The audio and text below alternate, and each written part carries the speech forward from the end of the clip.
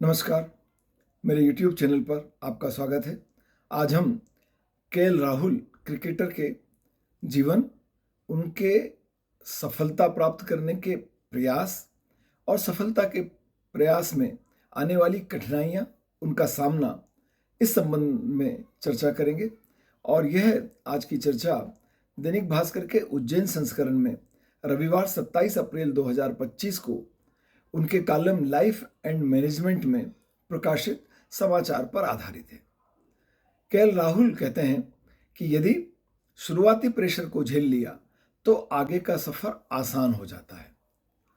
जीवन के हर क्षेत्र में आत्मविश्वास प्राप्त करने का यह तरीका है कि जब आप काम कर रहे हैं तो काम करते रहें, लगातार काम करते रहें।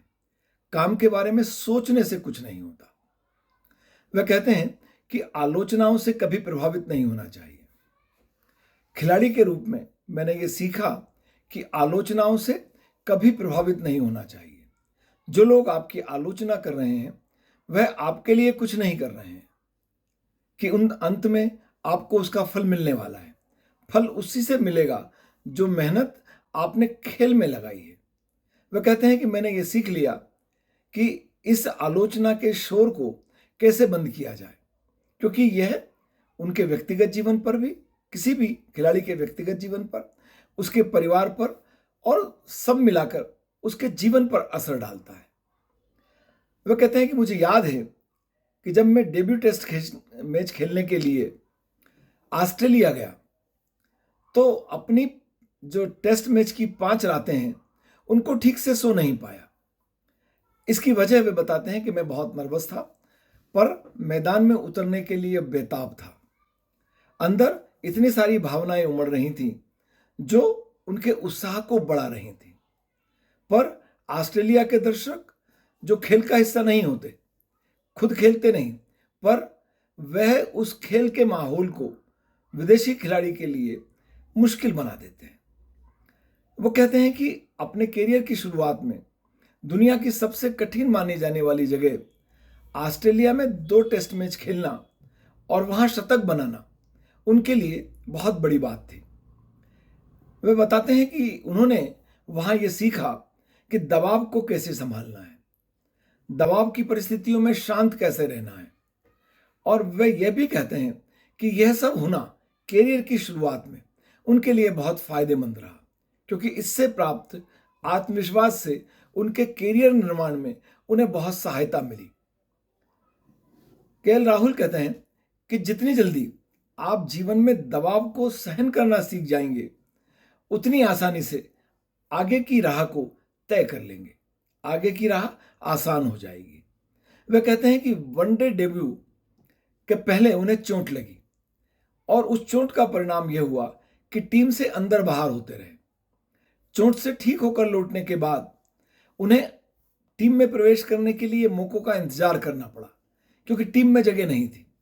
पर यह जगह खाली नहीं है वाली बात उनको हमेशा तैयार रखती थी कि जब भी अवसर मिलेगा मुझे अपना 100% देना है।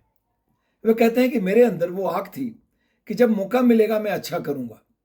चोट से लौटने के बाद सब चाहते हैं, टीम चाहती है, आप चाहते हैं कि आप लगातार अच्छा प्रदर्शन करें, चाहे जितने मैच खेल लें।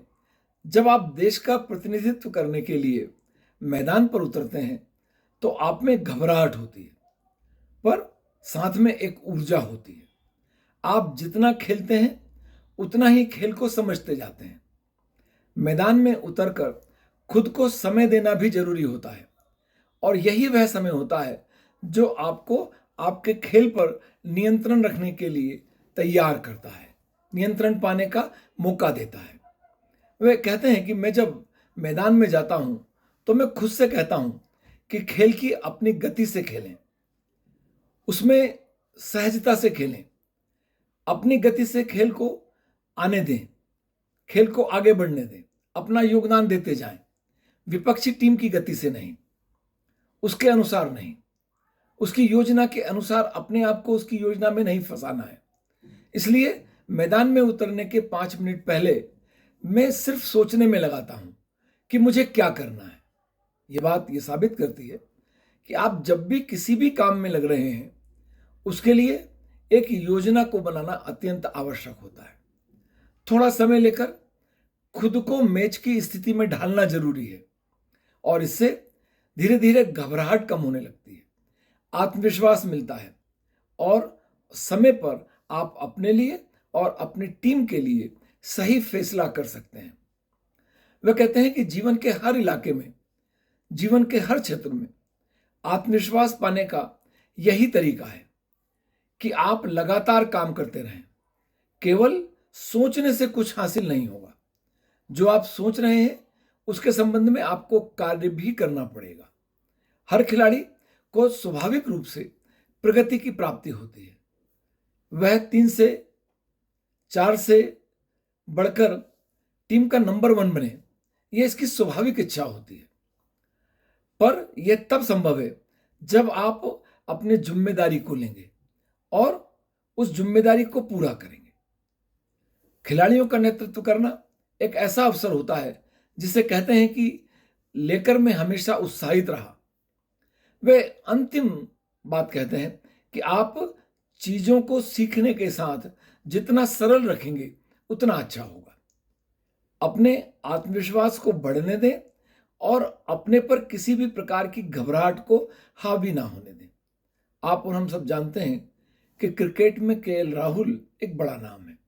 उन्होंने बहुत सफलता प्राप्त की है और उनके सफलता के संघर्ष की जो छोटी सी कहानी है वह ये है जिसकी मैंने आपसे चर्चा की, और वह ये बताती है कि धैर्यपूर्वक हम यदि अपने लक्ष्य की ओर, अपने काम की ओर लगे रहे तो परिणाम अवश्य प्राप्त होता है। केवल सोचने से कुछ नहीं होता।